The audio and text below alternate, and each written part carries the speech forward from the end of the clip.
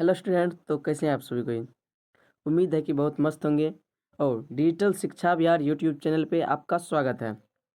आज हम 10वीं गणित के पहला अध्याय वास्तविक संख्याओं के महत्वपूर्ण ऑब्जेक्टिव प्रश्न लेके आए हैं, जो कि एग्जाम के इंटरव्यू से बहुत ही महत्वपूर्ण है, जिसका आने का संभावना बनता है। तो इसमें बहुत कम प्रश्न है, इसको डीपली हम आज समझेंगे। तो मेरा पहला प्रश्न है, किसी पूर्णांक के लिए विषम संख्या का रूप है। किसी पूर्णांक के लिए विषम संख्या का रूप है। तो पहले हमको ये पता होना चाहिए कि आखिर विषम संख्या होता क्या है। वैसी संख्या जिसमें दो से पूरा पूरा भाग नहीं लगे या दो से विभाजित नहीं हो, उसे हम विषम संख्या कहते हैं। तो आइए हम एक एक करके इसको चेक करेंगे। जैसे कि ऑप्शन ए में दिया गया है 2p+1। हम p के जगह पे पहले एक मान के देखेंगे, ये सम आता है या विषम। तो हम p के जगह पे मान रहे एक। तो ऑप्शन ए में दिया गया है 2p+1। तो 2 गुना 1, p के जगह पे +1, 2 गुना 1 तो 2 होगा, और +1 3। 3 में 2 से भागा लगेगा? नहीं लगेगा। 3 में अगर 2 से भागा नहीं लगेगा तो ये विषम संख्या का रूप है। तो अभी मेरा फिलहाल के लिए ऑप्शन ए सही होता जा रहा है, लेकिन आगे भी हम चेक करेंगे, आगे भी कुछ हो सकता है और दूसरा भी ऑप्शन हो सकता है। तो अगले ऑप्शन की ओर बढ़ेंगे। ऑप्शन बी में है 2p। हम p के जगह एक माने हैं तो सभी ऑप्शन में एक ही मान के चलेंगे। 2 गुना p के जगह 1 है तो 1, तो हो जाएगा 2। 2 में तो 2 से भागा लग जाएगा, पूरा पूरी कट गया, तो ये हो गया सम संख्या। यानी कि हम मेरा 2 नंबर यानी कि बी नहीं होगा। बी क्या हुआ? बी ऑप्शन नहीं होगा। तो ऑप्शन सी है p, सिर्फ p है। तो p के जगह पे एक माने हैं तो एक में 2 से भागा नहीं लगेगा, ये भी जो है विषम संख्या हो जाएगा। यानी कि मेरा अभी ए और सी दोनों विषम संख्या निकल रहा है। तो हम अगली ऑप्शन की ओर और चलेंगे। तो ऑप्शन डी में है p+1। p का मान 1 माने थे तो 1 + 1 हो जाएगा 2। 2 में 2 से भागा लग जाएगा पूरा पूरी, ये हो जाएगा सम संख्या। यानी कि बी और डी मेरा सम संख्या निकल रहा है, यानी कि ए दोनों नहीं होगा, लेकिन ए और सी हो सकता है। तो ए और सी अगर यदि हो सकता है, हम पी का मान 1 मान के चले थे, अब की बार फिर से 2 मान के चलेंगे। तो पहला बात तो ये कि बी नहीं हो सकता है और सी नहीं हो सकता है। बी और सी नहीं हो सकता है, ए और डी हो सकता है। तो इसी दोनों के जगह 2 मान के देखेंगे।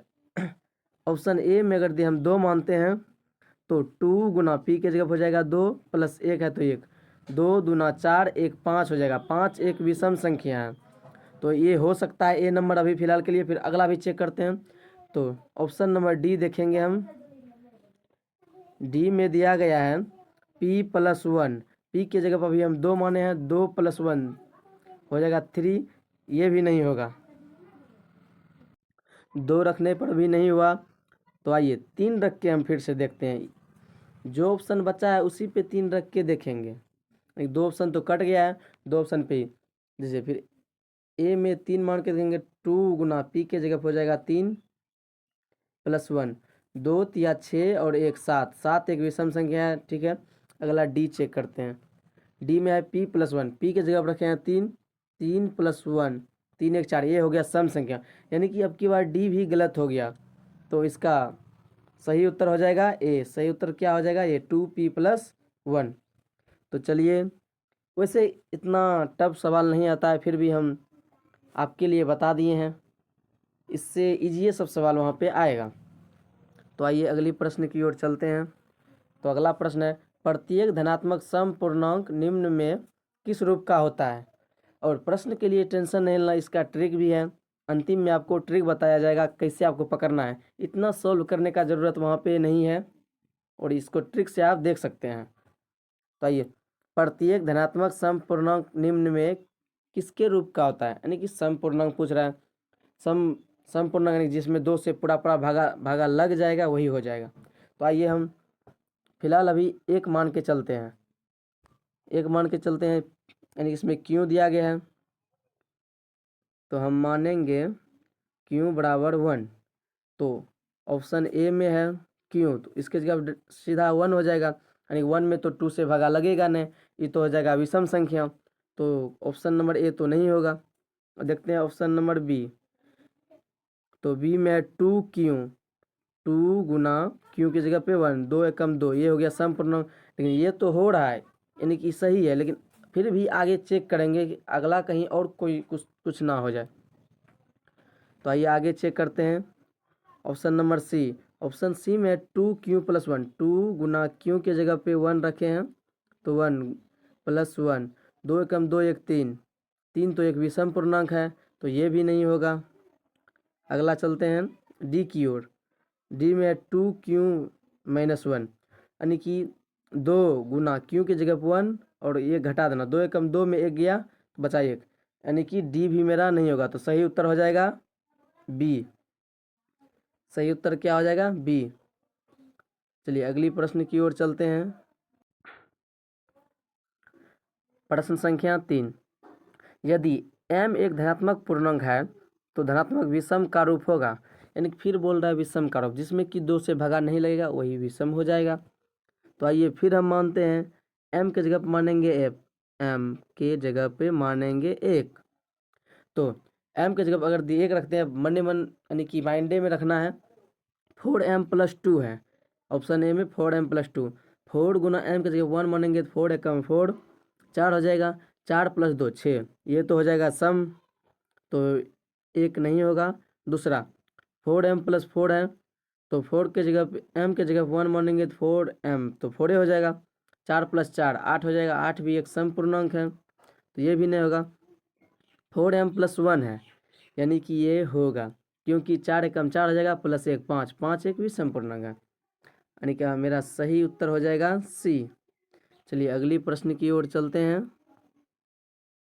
निम्न में से कौन धनात्मक विषम पूर्णांक नहीं है, निम्न में से कौन धनात्मक विषम पूर्णांक नहीं है। तो इसमें क्या नहीं, टाइपिंग थोड़ा सा मिस्टेक हो गया है, क्वेश्चन ऊपर चला गया है, तो आप लोग मैनेज कर लीजिएगा। बोल रहा है विषम पूर्णांक नहीं है, यानी जहाँ पे बोल रहा है विषम पूर्णांक नहीं है उसका मतलब कि सम पूर्णांक हमको खोजना है। तो आइए हम खोजते हैं।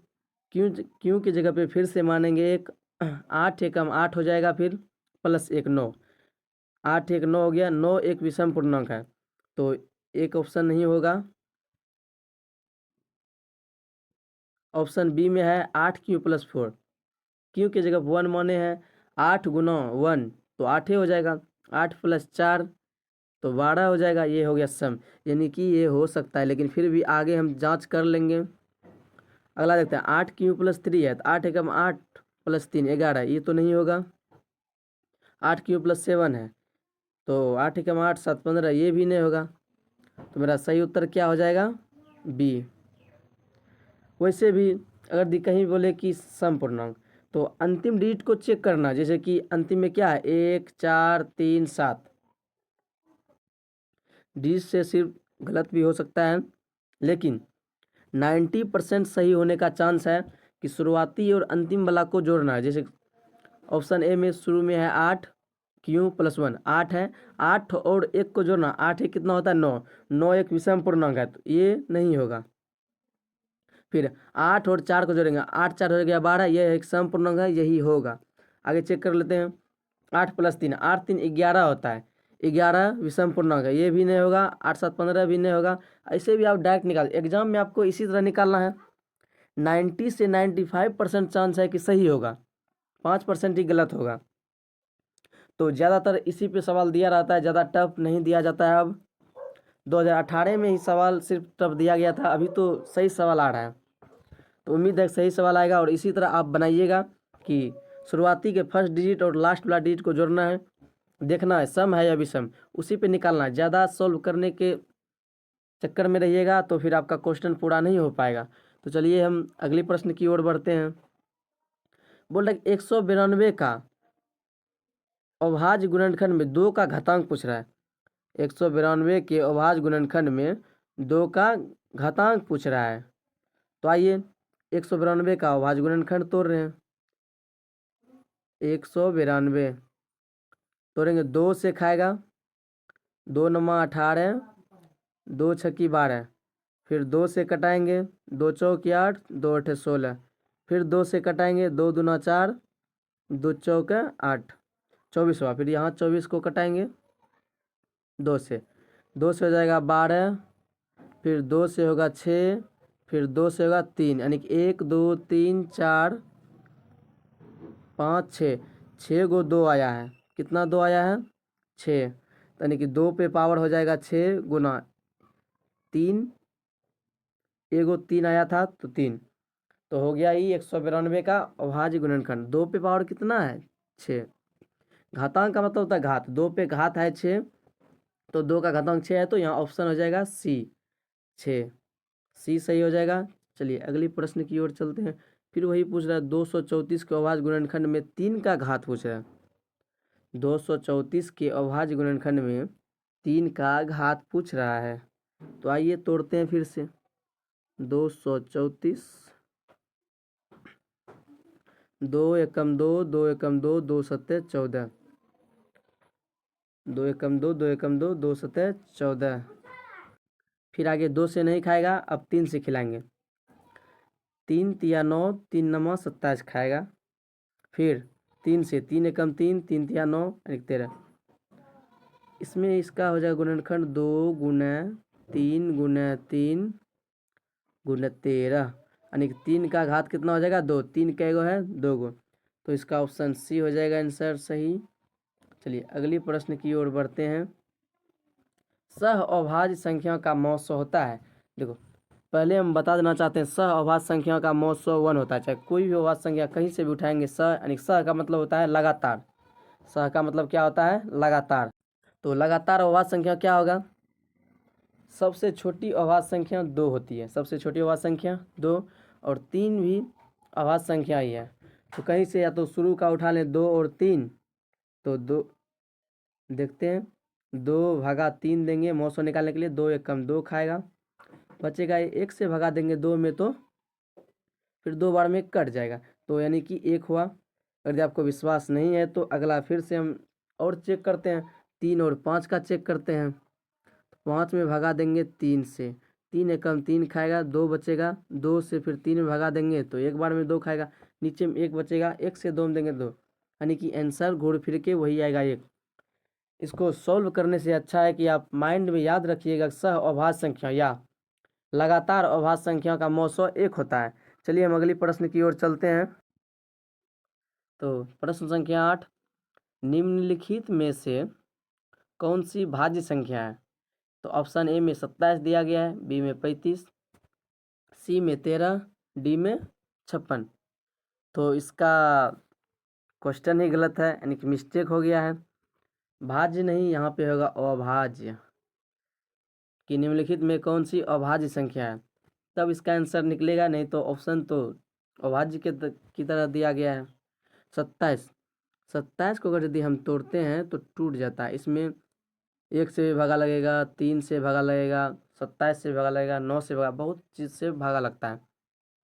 अभाज्य संख्या हम उसे कहते हैं जिसमें कि 1 से और स्वयं से भागा लगे, जो संख्या दिया गया है उसी से भागा लगे और 1 से भागा लगे, उसी को अभाज्य संख्या बोलेंगे हम। तो 27 में तो 3 से भी लग रहा है, 9 से भी लग रहा है, तो ये अभाज्य संख्या नहीं है, ये है भाज्य संख्या। एक कौन सी संख्या है? भाज्य संख्या, लेकिन हमको पूछा जा रहा है अभाज्य संख्या, तो ऑप्शन ए नहीं होगा। अगला देखते हैं 35, 35 में भी 1 से लगता है, 5 से लगता है, 7 से लगता है और 35 से लगता है, ये भी एक भाज्य संख्या है, तो ये भी नहीं होगा। और आगे चलते हैं 13, 13 में 1 से लगेगा और 13 से, और किसी भी संख्या से भागा नहीं लगेगा, यानी कि 13 एक अभाज्य संख्या है। और 56 भी नहीं है, 8 से भागा लगता है, 7 से भागा लगता है, 1 से भागा लगेगा, उसके बाद 2 से भागा लगेगा, बहुत संख्या 56 में भागा लगता है, ये भी एक भाज्य संख्या है।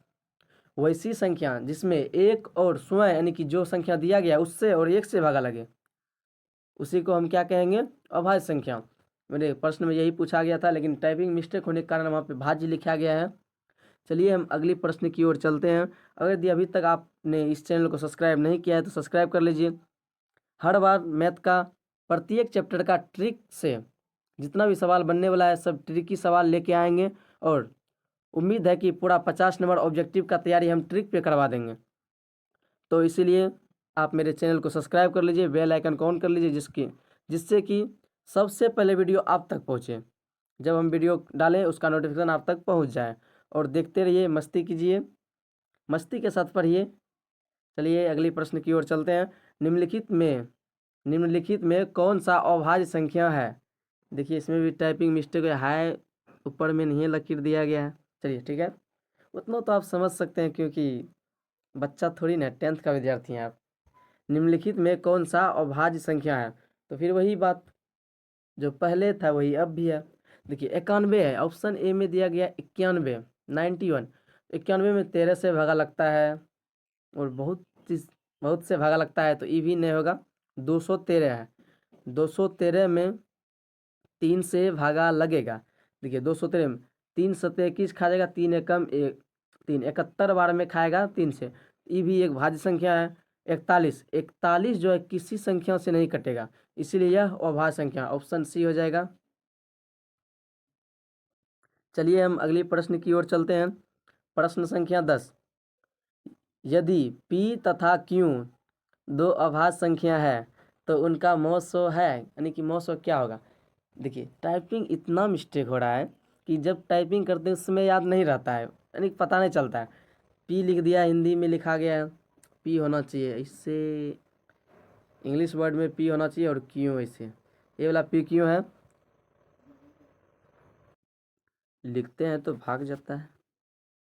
पी और क्यों, यह बोल रहे अभाज्य संख्या है तो उनका मौसो।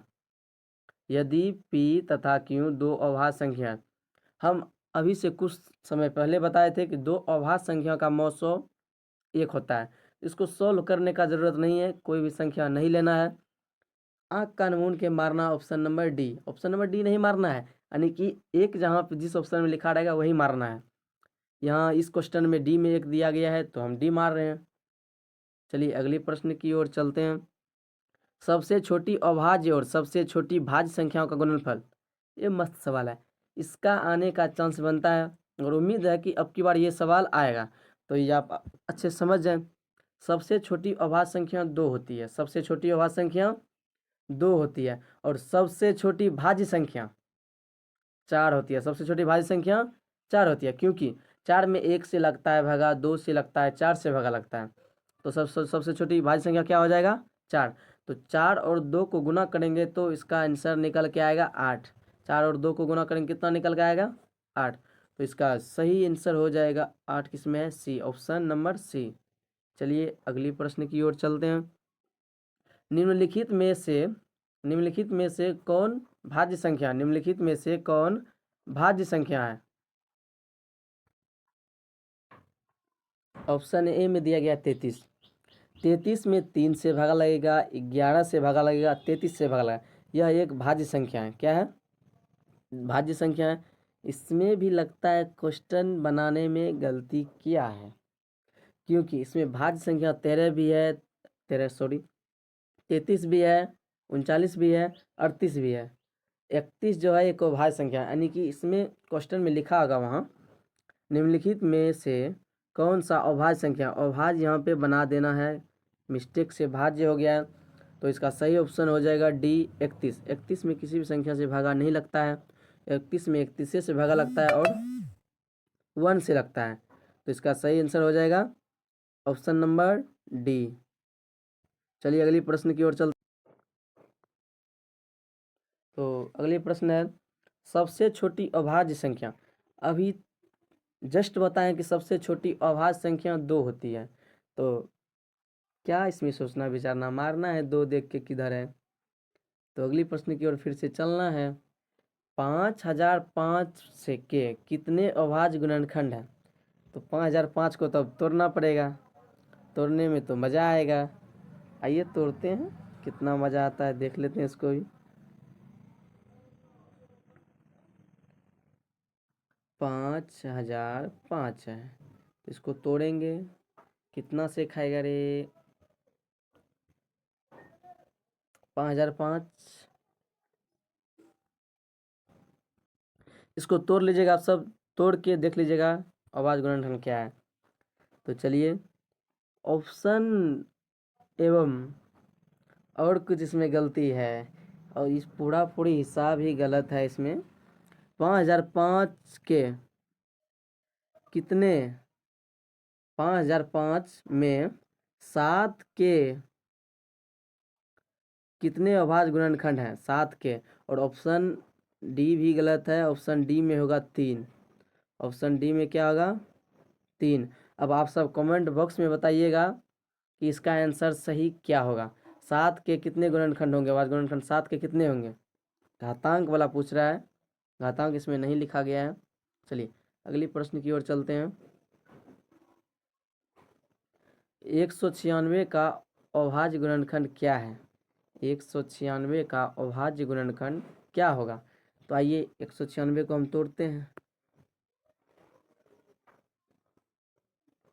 196 को जब हम तोड़ेंगे तो 2 से खाएगा, 2 नमा 18, 2 अठी 16। फिर हम 2 से खिलाएंगे, 2 चौकी 8, 2 नमा 18। फिर खाएगा 7 से, 7 सत्ता 49, यानी कि 2 के बार है 2 बार, 7 के बार है 2 बार। तो इसका 2 पर पावर 2 और 7 पर पावर 2।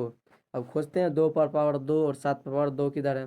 तो ऑप्शन नंबर सी में दिखाई पड़ रहा है हमको कि 2 पर पावर 2 और 7 पर पावर 2 है, तो यही हो जाएगा। अगले प्रश्न की ओर चलते हैं। ये सबसे इजी प्रश्न है और ऐसा प्रश्न पूछा जाता है, इसको बढ़िया से तो नहीं देखेंगे, काहे कि सभी को पता होगा। 18 और 72 का मौसो क्या होगा? ये है वास्तविक संख्या चैप्टर का, लेकिन एल्गोरिथम के द्वारा इसका महत्तम नहीं निकालना, हमको काम से काम है। हम जो बचपन में सीखे हैं महत्तम निकालने के लिए भागा वाला, उसी से आंसर निकाल लेंगे, क्योंकि 2 नंबरा तो है ना, इसमें खाली हमको टिक मारना है। तो आइए बनाते हैं। 18 भागा 72 कर देंगे, तो 4 बार में तो पूरी खा रहा है 72। 18 चौक 72 होता है, तो इसका सही आंसर हो जाएगा 18। 18 किस में है? ए में, तो ए ऑप्शन सही हो जाएगा। चलिए अगले प्रश्न की ओर चलते हैं। 45 तथा 60 का मौसो क्या होगा? क्या आपसे हिसाब नहीं बनेगा? बनेगा जी, तो बनेगा तो इसका ऑप्शन, तो उम्मीद है कि ये प्रश्न आप सभी से बन जाएगा तो कमेंट बॉक्स में आंसर कीजिएगा। और अभी तक अगर इस चैनल को सब्सक्राइब नहीं किए हैं तो डिजिटल शिक्षा विहार यूट्यूब चैनल को आप सब्सक्राइब कर लीजिए। जितना भी हो सके हम ट्रिक वाला सवाल इस पर डालेंगे और आप देखिएगा। 10th के लिए मोस्ट वीवीआई चैनल है। तो धन्यवाद, अब फिर मिलेंगे कल।